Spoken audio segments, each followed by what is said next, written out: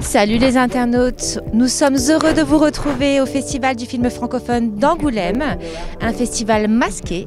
C'est le premier festival à rouvrir ses portes depuis le confinement et je peux vous dire que les équipes présentes sur le festival sont heureuses de renouer enfin avec le public.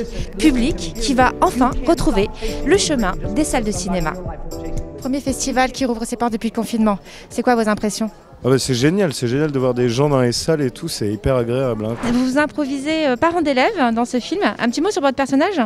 Il s'appelle comme moi, il a le même prénom que moi, il a la même tronche que moi et il est un peu paumé et il va s'enferrer dans un mensonge qui va le conduire assez loin mais qui va le métamorphoser en bien. Il y a des choses qui m'ont fait rire que je ne connaissais pas. Bien sûr, l'esprit du film est à la fois charmant, poétique et totalement fou. Souvent les personnages au cinéma sont en quête de quelque chose, sinon le film serait un peu emmerdant, même si c'est qu'une quête mentale. Ce qui était intéressant, c'est que c'était sur une brèche de sensibilité toujours. Il y avait quelque chose à trouver entre un rythme, une énergie, une chose comique et en même temps extrêmement sensible et tendre. C'était trouver le bon niveau. C'est un film d'émotion, c'est très beau à regarder, évidemment, sur les fleurs, sur les roses, sur le travail. Il y a vraiment quelque chose avec la concentration du travail, le plaisir de bien faire.